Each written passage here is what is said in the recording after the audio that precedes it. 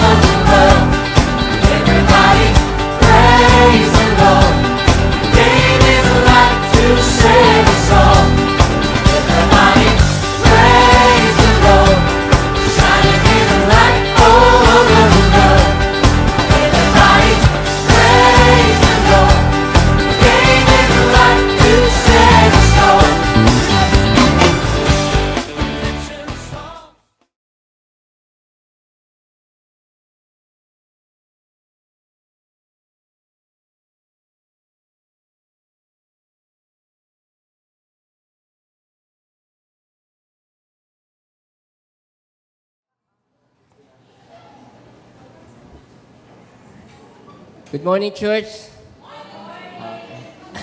Again, it's an honor and privilege to stand in front of you and used by our great God to share His gospel. His message today, purihin ng Diyos. Purihin ng Diyos. And before that, please join me in a short prayer. O dakilang Diyos, amang makapangyarihan, ako po'y punong-puno ng kagalakan na ako po'y tumatayo sa pulpitong ito, Ama, para inyo pong gamitin.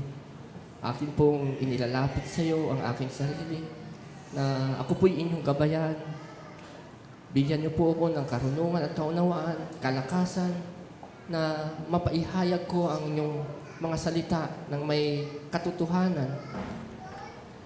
Ama, itinataas ko po ang iyong pangalan sa lugar na ito. Ikaw lang po ang aming pinaparangalan, higit sa kanino po man. Samahan mo po kami sa lugar na ito. Magpagharian mo ang lugar na ito, O Diyos. Puspusin mo ng pagpapala ang bawat isa na narito. Bigyan mo kami ng karunungan, baguhin mo ang aming kaisipan. Hipuin mo ang aming mga puso ng gayang sa iyo. Sa iyo po ang papuri at pagsamba magpakailanman. In Jesus' name I pray. Amen. Amen. Hallelujah. Once again, good morning po. Kanina po, sabi ko, tuwan-tuwa ako, parang kaunti lang. Ngayon, kinalangkabahan ako kung dami. Praise the Lord. Praise the Lord. Ngayong umaga po, pag-uusapan natin ang pinamagatan ko pong stop worrying. Stop worrying. Sabihin niyo po sa inyong katabi, kapatid, stop worrying. Sa kaliwa, sa kanan, stop worrying. Stop worrying. Ano man ang pinagdadaanan mo ngayon, ano man ang nagpapabigat sa iyo ngayon, stop worrying. Amen? Praise the Lord. Stop worrying. So yung teksto natin ay mababasa natin po. Kung mayroon po kayong Biblia, buksan po ninyo. Philippians chapter 4, verse 6. No? Ang sabi dyan, do not worry or don't worry about anything, but everything through prayers and petition. With thanksgiving, let your requests be known to God. Amen? Palakpakan muna natin yung Panginoon sa kanyang salita. Do not worry, napakagandang mensahe. Upon reflecting this passage, pinagbulay-bulayan ko at nung pinagbubulay-bulayan ko, nararanasan ko, nararamdaman ko ang isang ama sa kanyang anak na pinapamper, inaakbayan at kino-comfort. Sabi, anak, mabigat ba ang iyong pinagdadaan? Do not worry. Narito ako sa tabi mo. Cast everything to me. Cast everything to me. hindi ka magsisisi. Hindi kita pababayaan dahil mahal na mahal kita. Amen? So, do not worry, kapatid. So, Lord. Do not worry. Next slide po. So, ano nga ba ang nabibigay sa atin ng pag-alala? Too much worrying. No? Bakit ayaw ng Diyos na tayo yung nag-aalala? Ayaw ng Diyos na masyado tayong nag-iisip, overthinking. No? Bakit nga ba? Ayon po sa kaibigan kong Google, next slide please. Sabi dito, worrying excessively can have the same effect on your body as chronic stress triggering. Diba? So, kung ikaw pong nag-aalala masyado, katulad dito daw ng nagtitrigger ng ating chronic stress sa ating katawan, triggering the fight or flight response and releasing stress hormones like cortisol. So, isang uri ng stress hormones. Chronic stress has been shown to contribute to serious health issues, such as digestive problems, heart diseases, and suppression of immune system. So, talagang alam ng Diyos kung anong mangyayari sa atin. Kaya sabi niya, kapatid, anak, huwag kang mag-alala. Kasi it will lead to a serious illness. Amen? Kapag ito yung nararanasan mo at masyado kang nag-aalala, na stress at nadidepress ka, at the start, sa umpisa, hindi ito na-detect ng doktor. Pupunta. Ang sintomas kasi nito, matamlay ka, nanghihina ka, wala kang ganang kumain. Di ba? Kung ikaw, makikita ka ng tatay mo, anak, matamlay, parang mahina. Di ba mag-aalala yung ama? Sabi, ano ba nangyayari sa anak ko ito? Lalapit na, ano bang nangyayari sa'yo? So, tendency, iisipin niya, dadalhin ka niya sa doktor. Tama? Dadalhin ka niya, papacheck up ka. Pero hindi makikita ng doktor to sa umpisa Sabi, kukuha lang kanya ng x-ray, lahat ng test gagawin ng doktor sa'yo, i-recommend. Pero lahat yan, okay. Lahat yan, normal. No? Sabi, pati yung doktor, nag-iisip, parang masisira yung pinag-aralan ko dito. So, at the start, bigyan ka lang ng mga vitamins, pero pag-aaralan niya yung kaso niyo, lalapit siya sa ibang doktor na kasama niya. Ito yung pasyente ko, ganyan. I-discuss nila, ano kaya ang possible cause.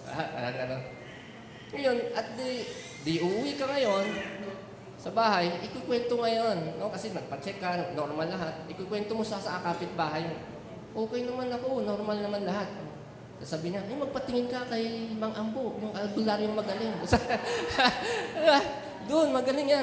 O di kaya manghuhula o kung ano. Tapos, sasabihin sa'yo, may mga taong naiinggit sa'yo, kaya ka kinulam. So, ang resulta, hindi maganda, Mag-iisip, lalo kang mag-iisip na masama. Kasi mali-mali yung information. Pero anong sabi ng Diyos? Come to me.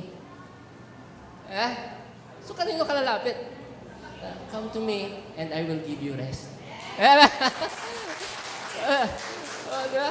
So, ganun, tayong mga tao, normal na nag-aalala kapag may mga bagay na nangyayari sa ating buhay. Ang problema kasi dyan, nakikita ko ganito. Bagamat mayroon tayong nais at gusto, at ang Diyos mayroon din plano sa iyo. Amen? Mababasa natin sa Jeremiah 29:11, For I know my plans for you. My plans is to not to harm you, but to give life that full of hope. Diba? So, may plano ang Diyos sa'yo, kapatid. At ito hindi nyo ikasasama. Ang problema, nagpaplano tayo, at ang plano natin, at ang kalooban natin ang masunod. Hindi ang kalooban ng Diyos. Kasi isa yun sa problema kung bakit masyado tayo nag-alala. Kung sana marunong lang tayo magtiwala sa Panginoon o maniwala sa Panginoon. Kasi ganyan ang mangyayari sa atin. Magkakasakit lang tayo at wala rin tayo magagawa. Kasi immune system natin, alam mo yung immune system natin, nilagay ng Diyos sa atin yan, na siyang tumutulong para tayo pagalingin. So pag may pumasok yan na bacteria o infection sa katawan natin, yung immune system nagre-response yan Pero kung malungkot ka, nanghihina din yan. Kaya nga sabi ng Panginoon dun dyan din, sa verse 4, chapter 4, rejoice to the Lord. Always, I say it again, rejoice. Di ba? Kasi ayaw niyang nalulungkot ka eh. Ayaw niyang magkasakit ka. Amen? Ayaw niya nangihina ka, ayaw niyang malungkot ka. Kaya, rejoice, sabi niya. So, next slide po. Ngayong umaga, sa pamamagitan ng passage na binasa natin, may 3 bagay na nais sabihin ng Diyos. Amen? Sabi niya, 3 things that God wants to tell you today. Sana ito'y makatulong. Pero galing to sa Diyos eh. Tiyak ako makakatulong. Amen? Okay. So, huwag na tayong pabain kasi isang buwan ko ginawa yung mensahe nito. Aabot tayong 2 oras. Huwag ko kayo matulog. Huwag ko kayo matutulog kasi bawat makikita ko natutulog dyan extend tayo. Penalty. Okay, pero nakakain naman na yata kayo. Sige, first slide po. Anong nais sabihin sa'yo ng Panginoon yan? First thing is trust God in times of trouble. And trust God in times of trouble. Sabi niya, life is unpredictable even with the best plans and intentions no one can predict. Totoo. Alam mo ba ang susunod na mangyari paglabas mo sa simbahan natin? Wala. Sino ba makakapagpahaba ng iyong buhay ng 5 minuto? Wala, no? Tanging Diyos lang. Bakit po? Yeah? Kasi siya po yung ating creator. Siya po yung nakakaalam. He is an all-knowing God. So, sa Kanya lang tayo magtitiwala. Kasi wala ko talaga eh. Ako na-experience ko nung sa isa pa akong korporasyon, sa isang kumpanya. Di ba, sa kumpanya, binibigyan kayo targets. Every month. Every month, may mga targets kayo. Ito gawin nyo, ganyan. Then, syempre, pinaplano nyo. You make plans. O paano ba natin maabot yung binigay sa ating task? Ano bang gagawin natin? So, brainstorming, meetings, gagawang plano, ganito gawin natin, ganyan. Parang basketball, dito ka. Ganito gawin mo, brasuhin mo, parang, so lahat ginagawa natin. But, at the end, madalas sumasablay kami. Diba? Madalas sumasablay kami. Kasi doon sa kumpanya, most of the times, we rely on ourselves. Sa ating kalakasan, sa ating karunungan, sa pinag-aralan natin, galing ako sa ganitong eskwela, mahusay ako, magaling ako. Diba? Hindi ko contribute kaya. Nakakalimutan natin hingi ang presensya ng Diyos. Amen? Kaya sabi ng Diyos, tiwala ka sa akin. Trust me. Diba? Trust me. Bago kayo magplano kayo, okay yan, magplano kayo. Gumawa kayo ng paraan, okay yan. Pero huwag mong kalimutan to seek first God. To seek God first. Amen? Huwag natin kalimutan yung unahin natin ng Diyos. At magtiwala tayo na yung makikilos siya. Diba? Sabi nga sa kanta, sabi doon ng kanta, diba? Even I don't feel it's you working. Even I can see it's you working. Diba? Kikilos siya, kapatid. Mahal niya tayo. Hindi niya tayo pababayaan. Amen? Kaya, sabi dito, in times of trouble, ano man yan? Relasyon ba yan sa inyong anak, sa asawa, sa kapitbahay, sa trabaho, negosyo? Trust God. Trust God. Seek Him first. And all of those things will be added unto you. Ano man ang pangangailangan mo, yung kapatid, maging yan ay kalusugan. Maging yan man ay mabigat na karamdaman. Tiwala tayo sa Panginoon. So bakit nga ba, ito, mga bagay, sundan natin, ano nga ba, bakit magpapalakas sa ating teksto sa mensahe ng Diyos na dapat tayong magtiwala sa Diyos? Next slide po. Ito po yung dahilan. Because God knows what will happen next.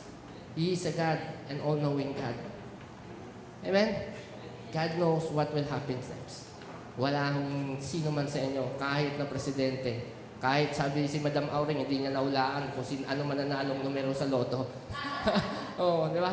So, wala. God knows.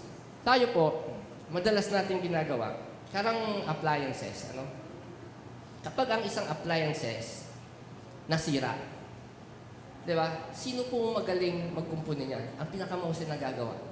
Kung sino po yung nag-invento o nag-manufacturer. Tama? Kung Samsung yan, pwede mong dalhin sa ibang repairman. Tama? Pwede mong dalhin. Pero yung the best dyan na magre-repair, kung sino yung manufacturer. Kasi alam na alam niya yun kung paano kumpunin ng tama.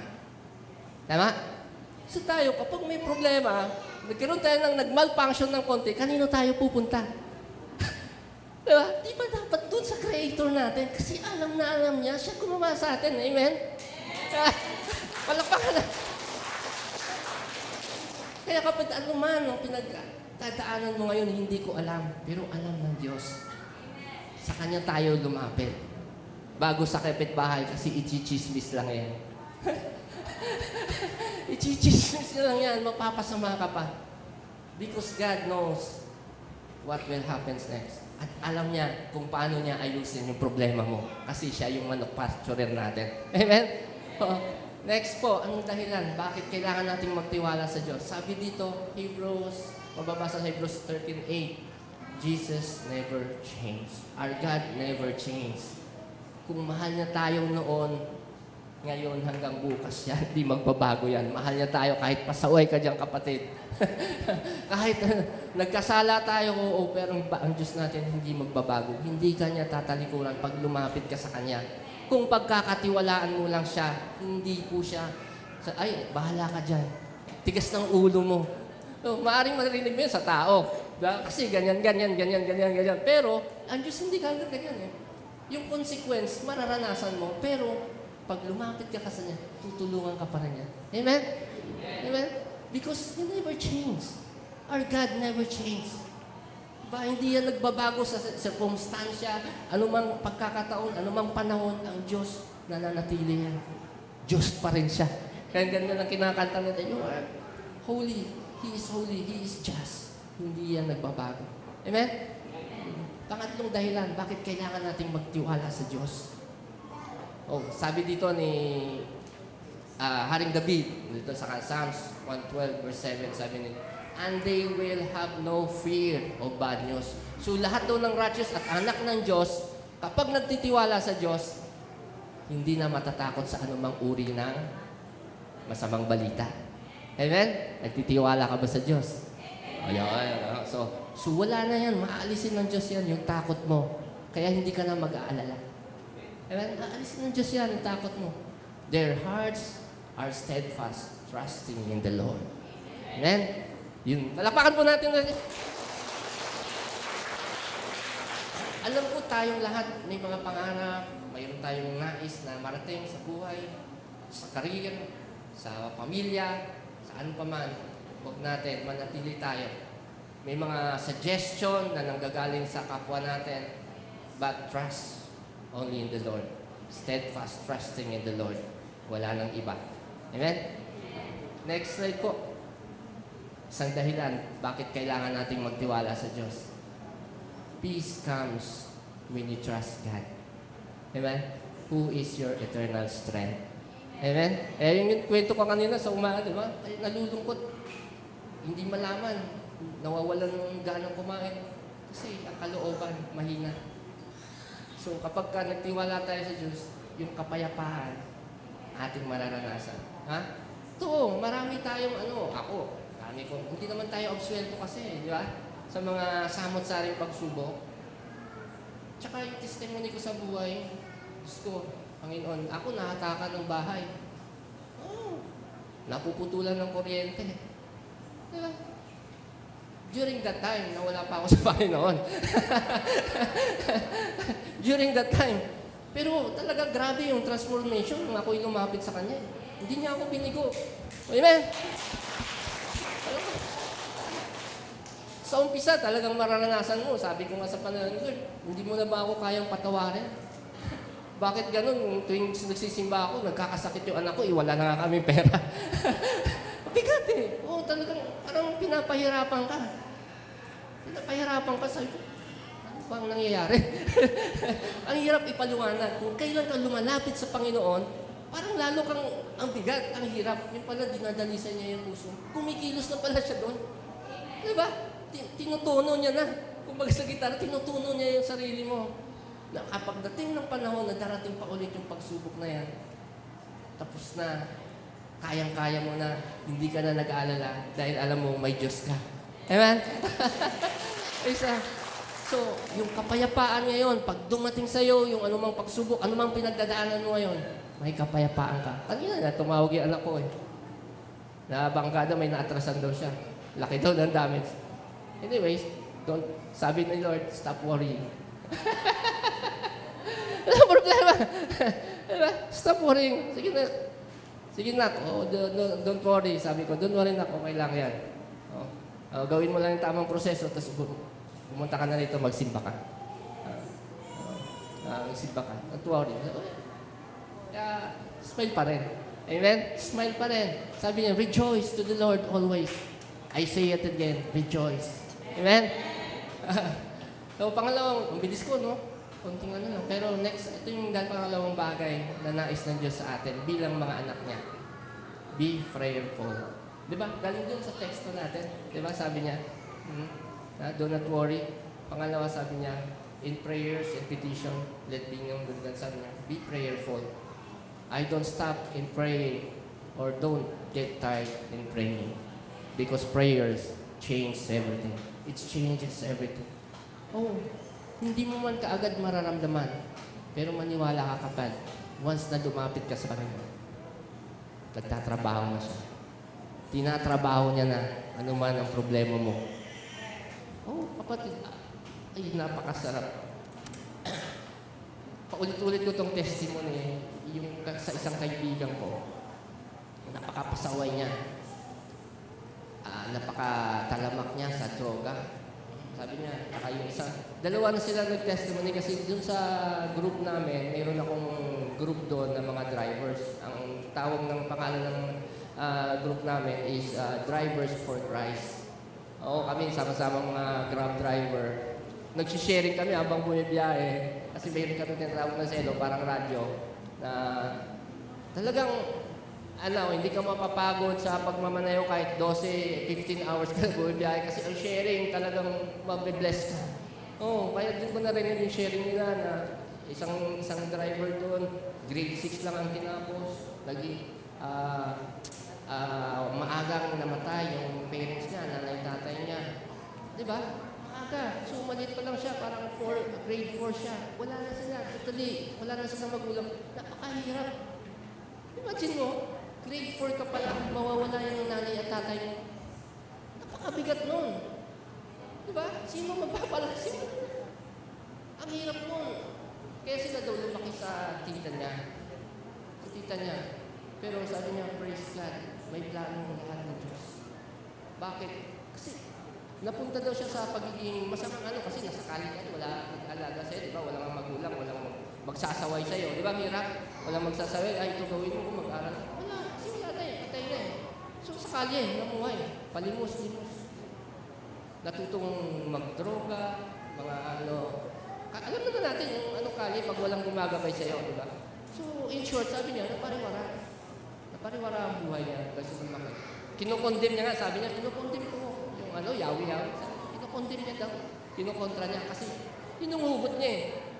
Pinabayaan sila nung bata pa pat namatay na. Bakit? Ganon, di ba? Bakit nangyari sa kanila? Ang hirap. Pero naunawaan niya nung ito'y malaki na siya, nung nashiran siya ng gospel at tinanggap niya sa buhay niya si Kristo, naunawaan niya lahat. Kaya grabe siya magpasalamat ngayon sa Panginoon. You bless me so much. Dito mo, grade 6 lang ako. Sabi niya, nakatapos naman siya grade 6. Pero nandito ako ngayon sa Grab. Isang maayos naman na kumpanya na provide. Sabi niya, nagiging blessing ako sa kapitbahay ko ngayon. Sabi niya, di ba? So God is so good. Don't stop to pray. Ang nag-share sa kanya yung kapatid niya pala na unang naging Christian. Nauna, 7 silang lalaki. Tapos nauna yung panganay nila na lalaki na sharean doon sa ibang bansa sa Saudi. Kaya mayroon tayong J-Core sa Saudi. Diba? Oo, doon sa Saudi, mekaniko nag-Saudi na nakaparinig ng salina, naging Christian. Pagbalik dito, sineran sila. So, yun. So, umpisa, siyempre, nakwento ko na hindi siya naniniwala. Pero, iba ang Diyos kumilos. Iba ang Diyos kumilos. Kapag pinili niya, aabutin kaya sa anumang kapamaraan. Sa totoo, lahat naman tayo, inabot ng Diyos sa hindi magandang Ako, kahirapan ng dahilan kung bakit nalapit ako sa Panginoon eh. Oo, sabi sa akin, ang sipag ko kaya, nagtatrabaho kami ni Mami. Si Mami, halos 24 hours nagtatrabaho sa factory ng patahian. Lahat ng racket, pinasok namin. Sabi ng sige, sorry, pero Catholic ako before. Madre nag-share sa akin sa ospital sa Las Marinas. May Catholic na ospital doon, sa Dasma, sa May Lasal, na nagsabi sa akin, actually, sa sipag mo din, hindi mo kailangan yung trabaho at pera eh. Ang kailangan mo, Diyos, wala ka. Wala ka nun eh. Sabi, palakpakan. Hindi ako nagsisimba nun, hindi ako nagbabasa ng Biblia. Yun ang sabi niya, hindi sipag eh, hindi galing. Diyos ang kulang sa'yo. Diyos ang wala sa'yo. Kapatid. So, kapatid, kung may pagdadaanan ka, try to reflect. Baka kulang lang ang presensya ng Diyos sa'yo. Amen? Baka kulang lang. No? Gusto ko lang balikan kasi may nakalimutan ako doon sa trusting in the Lord. Marami mo kasi tayo na ang pagtitiwala sa Diyos, ibig sabihin nun, wala na tayong gagawin. No? Ang pagtitiwala kasi sa Diyos, nagtatrabaho ka pa rin. Pero yung pagtatrabaho mo, hinusayan mo kasi it's your worship to the Lord. Sabi din sa 12:1 ng Romans, di ba? Offer your body as a pleasing sacrifice, holy and pleasing to God. Yung paggagawa mo, inahandog mo sa Diyos. Ano man yung trabaho mo, hinuhusayan mo, dinidevelop mo yung skills mo, kasi para sa Panginoon. Amen? Para sa Panginoon, hindi para sa sarili mo. Di ba? Kasi tayo ginagamit lang naman tayo ng Diyos sa mundong to eh. Di ba? Yung purpose natin is to serve Him. Not to serve ourselves. Not to satisfy ourselves. Amen? Nandito tayo para paglingkuran ang dakilang Diyos. Sa Kanyang kalwalatian, karangalan, magpakailanman. Amen? Amen. Oh, hallelujah. Praise the Lord. So, ano man ang may application yan. Kung may negosyo ka man, alamin mo ang dapat mong matutunan. At i-apply natin ang katuwiran ng Diyos. Naman, kaya importante kapag ano man ang ginagawa mo, magaling, anong meron ka, sabi ng Diyos. Sabi ng Diyos, isang kwento, di ba, sa 2 King, si Eliseo, tsaka yung babaeng widow, namatay yung kanyang asawa, lumapit sa kay Eliseo. Sabi niya doon, ang iyong lingkod ay namatay na. At ang nag-iwan ng maraming utang. Kwento yun sa 2 King, naalala mo. Tapos sabi niya, pupunta dito ang aming inutangan at kukunin yung 2 anak namin, gagawing slave, bilang kabayaran ng aming utang. So lumapit siya kay Eliseo, hihingi ng tulong. So anong sabi ni Eliseo? Ano bang meron ka? Ano ba kapatid ang meron ka? Hindi niya sinabing anong wala ka. Di ba? Amen? So kapatid, anong meron ka ngayon? Trabaho? Ilapit mo sa Panginoon, i-bless na yan. Nagninegosyo ka? Ilapit mo sa Panginoon. Anong meron ka ngayon? Sabi ng Bible, wala nga akong kahit ano, pero mayroon akong konting langis. So sabi doon sa kwento, sige, pumunta ka sa mga kapitbahay mo, kumuha ka pa ng maraming lalagyan. Di ba? Yun yung paglapit sa Panginoon. Pumunta ka ngayon, i-bless na yan eh. Kumuha ka, sige, lahat. Kuha ka, dalhin mo rito, yung lalagyan. So nangyayari, bless ni Lord. Lahat lalagyan na punuan. Sabi niya, ibenta mo yan para mabayaran mo yung utang. Yung iba, gamitin mo para mabuhay kayo. Amen? So, katanong ngayon, kapatid, anong meron ka? Ilapit mo sa Kanya.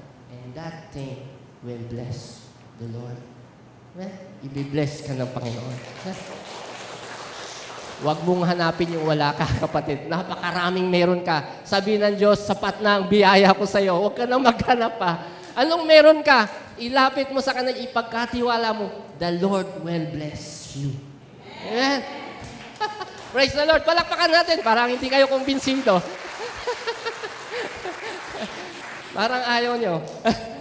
eh, praise the Lord. Oh, tuloy na tayo sa prayer po. Balikan ko lang, nakaligtaan ko. Ano? So next, dahilan, bakit natin kailangan mag-pray? And I will, sabi natin sa John 14, and I will do whatever you ask in my name, so that the Father may be glorified in the Son. You may ask me for anything in my name, and I will do it. Napakaliwanag ng pangako. Amen? Praise the Lord. Diba? So, ano to? Bakit ayaw mo pang magtiwala? Ayaw mo pa lumapit? Diba? Dahil pangako, napakasarap. Diba? Panghawakan natin yung mga pangakong ito, mga kapatid.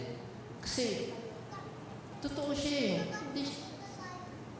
Talagang ang dami nang nagpatotoo na buhay ang Diyos. Yung kanyang sakripisyo sa cross ng Kalbaryo ay hindi void. Hindi baliwala. Ginawa niya yon dahil sa kanyang pagmamahal sa atin. Bakit ayaw nating tanggapin? Diba? Anong dahilan mo para hindi mo tanggapin ang pag-ibig ng Diyos sa iyo? Diba? So, eto, kapag katunay na tinanggap mo yung Panginoon, wala ka nang ibang lalapitan kundi siya lang talaga. Kumikilos kasi siya nagtatrabaho. So next dahilan, bakit kailangan natin magdasal? If you believe, kung naniniwala ka, you will receive whatever you ask for in prayer. Yeah? Whatever you ask in prayer. Ang dami na. Sa totoo lang, sa umpisa, ang hirap niyan. Naalala ko nung sunod-sunod yung panganganak na misis ko. Hirap ng buhay namin doon. Dinukundim ako ng tao, para kang rabbit kasi. Ganyan. Diba? Kaya ka naghihirap. Ganyan. Kasi wala, hindi ka nagpa-family planning eh. Ganyan, sabi anak ka ng anak. Kaya yun, naghihirap ka ngayon. Pero ako naniniwala sa Diyos eh. Nung sinel sa akin yung 633, nung pinananampalatayaan ko na yung Diyos. Alam mo, sa lahat ng bagay ginagamit ng Diyos yung sabi ko, hindi to ang dahilan ng kahirapan. Ito, sabi ko, hinuhubugan ko ng Diyos sa mas sigit at magandang plano niya para sa akin. Kaya ito, gawin ko lang yung nais niyang gawin ko. Wala na akong ibang gawin, kundi kung anong nais niya na gawin ko, yun lang ang gagawin ko. Saan natin malalaman? Dito lang yan. Ito yung aklat ng buhay natin. Di ba? Nandito. Sinusulat lahat dito. Kaya ugaliin nating magbasa. Amen? Pag nagbabasa tayo, kapatid, bigyan mo lang ng 10, 20 minutes. Hindi mo kailangang i-memorize to. Magbibigay ng mensahe ng Diyos sa iyo. Araw-araw. Araw-araw na pag-gising mo, magpasalamat ka, manalangin ka, magbasa ka ng kanyang salita. Dahil may mensahe siyang ibibigay sa iyo. Amen? Kaya, huwag natin kaligtaang manalangin. Amen? Okay, next po. Next slide po. Anong dahilan? Bakit kailangan? Ito, nabasa ko lang to. Kasi tayo, madalas, sumusuko kapag nanalangin natin, hindi natin nararamdaman kaagad yung hinihingi natin. Amen? Hindi, kasi gusto natin instant eh. Pag gusto natin kotse, from heaven, babagsak. Kotse. Gusto natin magic. Gusto natin ora mismo. Kapatid, kapag ora mismo, hindi ka dumaan sa tamang proseso, hindi magandang kalalabasan. Totoo. May kapitbahay kami dati sa Taytay kami nakatira. Nanalo ng loto. 200-something million. Yun ang dahilan na ginamatay niya. Alam bakit? Nagsaya. Nagpakain, syempre. 100 million, 200 plus million. Nagpakain, fiesta. Binroadcast, nanalong loto. Pinasok sila, 5 katao habang nagsasaya. Akala nila, doon yung pera. Wala, dahil wala po. Pinatay siya. Tapos, ang kwento, hindi siya nakinabang ng 200 million. Patay siya. Diba? Tayo kapatid, hindi ko naman sinasabi na hindi natin kailangan ng mga material na bagay. Kailangan natin yan. Dito sa mundong hindi pwede hindi. Kaya lang, kailangan natin gawin yung katuwiran ng Diyos. Ayon sa nais ng Diyos. Kasi dahil tayo inuubo. Importante yung character eh. Yung foundation na nagmumula sa Diyos eh. Kasi anuman ang mangyari sa buhay natin, kasi the end times will come at ang hirap. Di ba? Nakikita mo na ngayon yung mga ugali ng tao. Hindi na maibigin na sa pera, hindi na maibigin sa Diyos. Kaya dahil din pahirap ang buhay natin. Totoo yan, alam ng Diyos yan. Nakasulat sa Biblia yan. Darating ang panahon talaga. Kaya wala tayong ibang lalapitan kundi sa panalangin na si Diyos. Huwag kayong mag-alala kung ano man ang pinagdadaanan mo. Dahil mayroon hinanda ang Diyos para sa atin. Aalisin niya yan lahat. Aalisin niya yan lahat. Oh, next slide. Ito, pero parang may kulang. Meron dyan eh. Tingnan na, dito sa di ko nalagay yung isang dahilan. Sa Isaiah, may sinabi din sa Isaiah. Wait lang. Tingnan.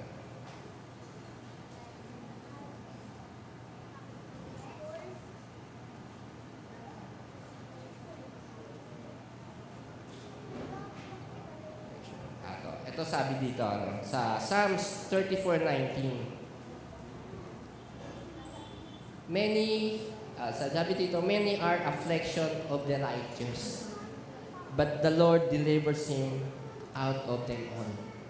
Ibig sabihin, yung matuwid daw na tao, pag sinabi mo matuwid na tao, sumusunod ayon sa katuwiran ng Diyos. So lahat daw ng kanyang anak na sumusunod sa katuwiran ng Diyos, maraming pagsubok, troubles na maranasan.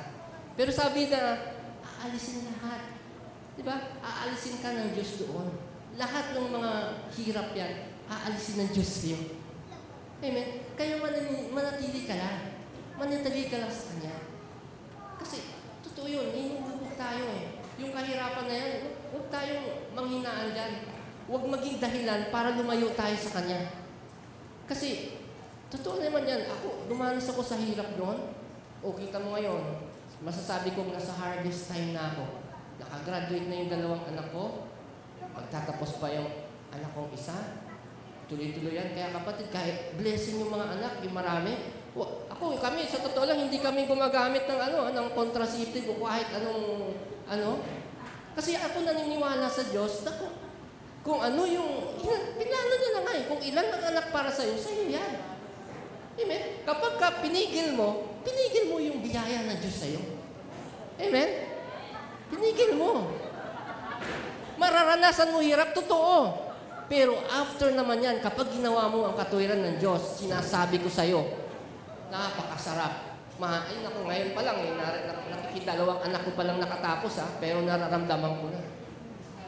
Sabi ko, paano pa? Yung nadagdagang makatapos pa yung mga anak ko. Di na na. Bakit? Inubok ko sila sa pagmamahal Di ba? Hindi ko na kasailangan sabihin sa kanila na tulungan mo ko. Hindi. Kusa niyang ibibigay kasi mahal. Nahubog sila sa pagmamahal Yung pagmamahal na nakuha ko sa Panginoon, ibinahagi ko sa kanila. Kapatid, kaya ako sa Mugia, sabi ko, buhayin natin ng Mugia. Lalaki dapat mag-submit sa Diyos. Lalaki, hindi babae. Kapag ang lalaki mag-submit, tanggapin si Kristo bilang iyong Diyos at tagapagligtas, maniwala ka kapatid. Maniwala ka. Everything will follow. Relationship sa asawa, sa mga anak, sa financial, lahat i-restore ng Diyos. I-restore ng Diyos. Totoo yun. Dadaan tayo ng kahirapan, pero magtiwala tayo sa Diyos. Dahil kung nangyari sa akin, mangyayari sa inyo. That is my testimony, kaya ayaw ko umalis sa Panginoon. Ayaw ko umalis sa Panginoon. Ito na Diba? Ito na Ba't ka pa alis? Don't stop praying. Don't stop praying. Pray continually. Don't stop. Don't shy to pray. Ito, nabasa ko lang itong panalangin. Bakit? Kasi yung panalangin natin minsan hindi talaga natin nararamdaman. Pero sabi dito, I asked for courage and God gave me dangers to overcome. Next slide. I asked for wisdom and God gave me problems to solve. Next slide. I asked for love and God gave me troubled people to help. Next slide. May apat yan. My prayers were answered. Amen? Amen? kapatid, kaya kung nananalangin ka ng pagmamahal, may kapitbahay ka na toxic, tinitest ka ni Lord. Kung paano? Ha? Diba? Kasi hindi ka makakapasok sa langit kung puro ka sama ng loob. How can you enter the kingdom of God kung puro ka reklamo? Kapatid, hindi magbubukas ang pintuan ng kaharian sa'yo. Kung puro ka hinanakit, puro ka reklamo, puro... Praise the Lord! Oh, hallelujah! Ito yun, inubog ka ng Diyos. My prayer were answered. Amen? Praise the Lord. Oh, hallelujah. Praise God. Praise God. So kapatid, kumikilos ang Diyos sa'yo kung mayroon kang pinapanalangin sa Kanya. Huwag kang mag-alala. Panurin natin yung konting video clip, si Steve Harvey, yung kanyang testimony. Gusto ko yun eh. Tingnan niya lang din. No? Kaya, ayaw mag-play. Hindi ko ma-play. Sige, huwag na lang. Pero napanood niyo naman siguro si Steve Harvey kasi. Kilala niyo yun, yung kalpong parang MC nung madalas yan sa Miss Universe. Nagkamali nga siya minsan pag-declare ng di ba? Ng nanalo. Sabi niya doon, sa testimony niya, ikwento ko na lang. sabi niya, nung maliit daw siya, tinuturuan sila ng talagang, kasi gano'n naman talaga tayong mga magulang kasi tinatasan ng Diyos na ituro ang daan para sa ating mga anak na kanila tatahakin. Kasama yun yung pananampalataya sa Diyos. Tinuturuan siya paano mag-pray, paano sa Diyos. Si Steve Harvey pala, galing dito sa hirap. Galing din sila sa hirap. Wala daw sila kahit na Sabi niya, nanalangin daw siya, sabi niya, Lord, tulungan mo ko. Kapag tinulungan mo ko, sabi niya, ikikwento kita sa lahat ng tao. Ikikwento ko yung kabutihan sa lahat ng tao. Sabi niya, ikikwento ko, isi-share ko. Yung ginawa mo sa akin, ikikwento ko. Sabi niya, kaya ako nandito ngayon, kinikwento ko sa inyo. Di ba successful na ngayon si Steve Harvey? Sabi niya, I have no education. I have no any degree. Sabi niya, pero ano siya ngayon? Di ba? Dahil sa Diyos siya lumapit. Dumana siya ng hirap. Homeless sila. Pero kanino siya lumapit? Sa Diyos. Kaya sabi niya, don't shy to pray. Don't stop to pray. Didingin ng Diyos ang panalangin mo, kapatid. Maghintay ka lang. Niluluto ka ng Diyos. Yung puso mo, yung kaisipan mo, tinutono niya. Yung character mo, inaayos niya. By the time na dumating ang blessing sa'yo, hindi ka kakalas sa Kanya. Amen? Palakpakan natin yung Panginoon. Next thing, sabi dyan, from the text to, yung binasa natin, Philippians 4:6, be grateful in all circumstances. Yeah? Yeah? Pray with thanksgiving. Rejoice always. Pray continually. Give thanks in all circumstances, for this is God's will for you in Christ Jesus. Sa 1 Thessalonians 5:16-18. Ito yung nais ng Diyos sa atin. Tatlong bagay, di ba? Trust God in all circumstances. Be prayerful. Pangatlong bagay, be grateful in all circumstances. Kapatid, kailan ka lang ba maging masaya kapag mayaman ka na?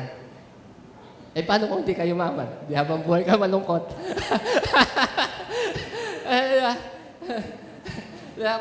Kung hindi dumating sa'yo yung pinapanalangin mo, hindi ka na magiging masaya. O, yan ang mangyayari sa'yo. Pupudupot yung mukha mo, puputi yung mata mo, maaga pa. Be grateful in all circumstances, sabi ng Panginoon. Ano man, kapatid, ang pinagdadaanan mo ngayon, ano man ang pinapanalangin mo, mag-alak ka na dahil darating yan sa'yo. Amen? Darating yan. Palakpakan natin. Next slide. Bakit kailangan mo, sabi dito, happiness is not getting all you want. It is about enjoying all you have. And sabi ng Diyos, anong meron ka? Enjoy mo yan. Enjoy mo yan. Anong meron ka? Anong pinagdadaanan? Enjoy mo yan. Diba? Enjoy mo. Sabi, dun sa napanood ko yung sharing ni si Adam Mula. Diba? Doon si Boy Abunda yata, yung nag-interview sa kanya, no? Sabi niya, nung kita niya, ang buhay natin, wala, diba? Sabi niya noon, nakita niya yung tita niya, Amalia Puentes, tama ba? Amalia Puentes, nakaratay sa ospital, may cancer yata. Sabi niya, Amalia Puentes, napakagandang pangalan, sikat, ang daming pera. Bilyonaryo, sabi niya, bilyonaryo pa nga eh. Pero nakaratay sa ospital, nag-iisa. Walang kaibigan, walang kasama. Awang-awa siya sa tita niya. Kaya sabi niya, ang buhay, sabi niya, bakit tayo masyadong nag-aalala sa buhay? Kung mayroong RC, nakakainom ka, okay yun, magsaya ka. Diba? May tinapay. Galing sa karinderya, sa kung sa simple. I-enjoy mo yan. Diba? Anong meron ka na ipagpasalamat mo sa Panginoon?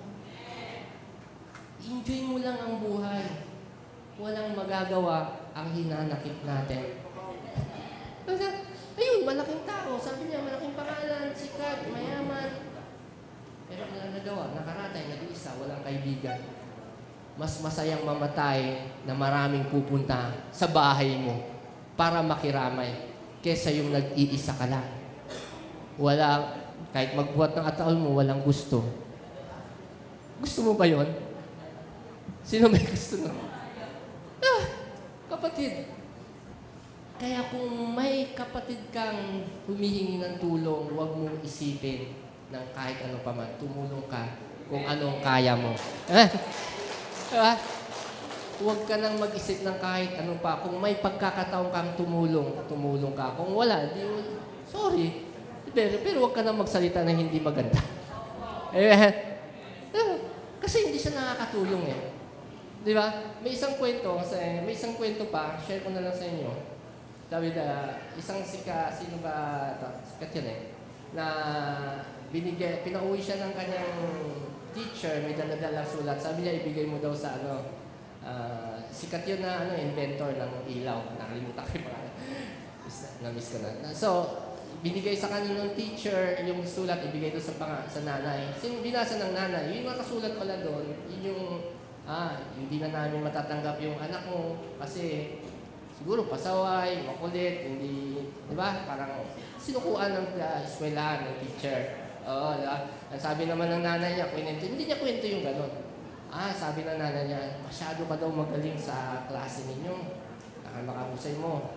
Kaya sabi ng nanay niya, dito ka na lang, ako na daw magtuturo sa iyo kasi talagang sobrang husay mo. Galing mo.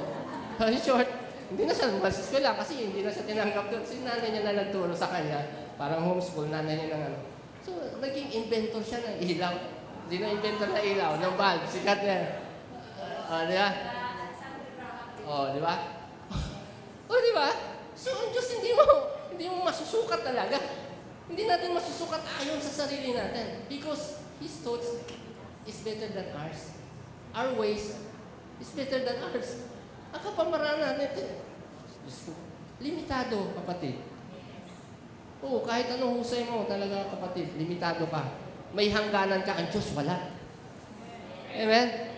At hindi mo masukat, hindi mo talaga malaman kung paano ka talaga niya i-bless eh.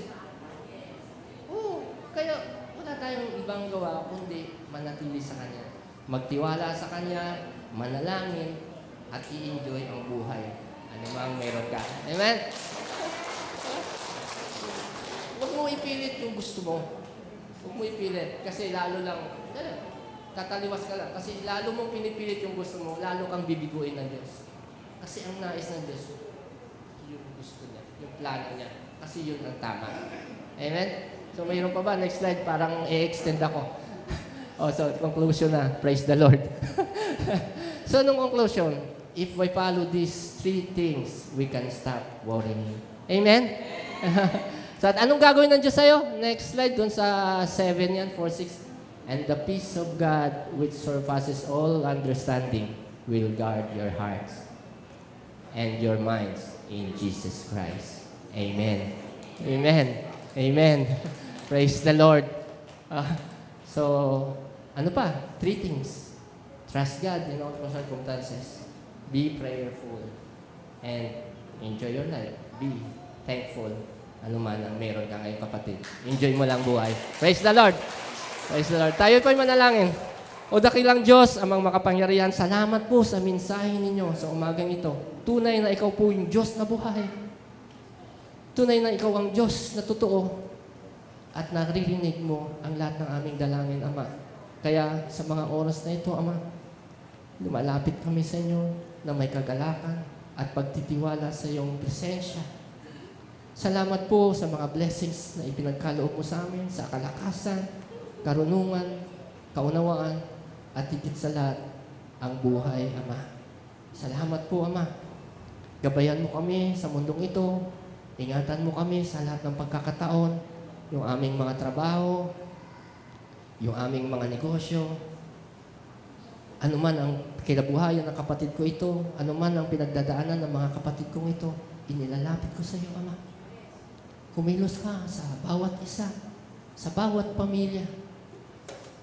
Dinggin mo ang kanilang panalangin, Ama.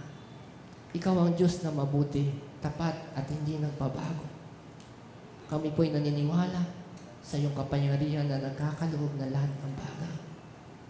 Ano man ang hingi namin, Ama, alam ko kumikilos ka. Itinataas po namin lahat ito sa iyo. Pagpalain mo ang iyong iglesia, ang bawat ministeryo na ginagawa mo sa amin, ang schools, Moses Cadel Academy, yung head pastors, teachers, lahat ng mga manggagawa, lahat ng maging janitor ito. Tingin mo ang kanilang panalangin. Tulungan mo kami, Ama. Itinataas namin lahat sa iyo. Wala kaming magagawa kung hindi dahil sa iyo. Ito po ang samot na langin na may pagpapasalamat sa pangalan ni Jesus. Amen. Maraming salamat po.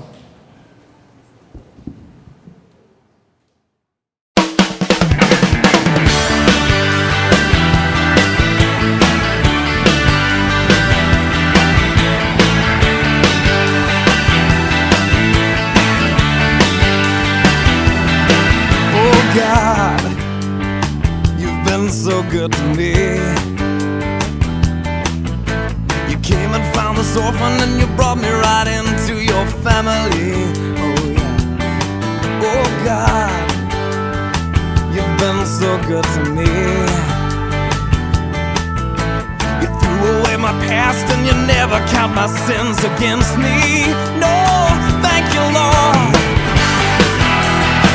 You got me dancing, and now I'm shouting. You got me leaping, and now I'm spinning hallelujah. Oh, you're so good to me. You're so good to me. So good to me. Oh God, you've been so good to me. And every day I wake up, I breathe another breath of your mercy. Oh God, you've been so good to me. And my delight is in you, 'cause I know that your hand is upon me. Oh, you got me dancing, and now I'm shouting. You got me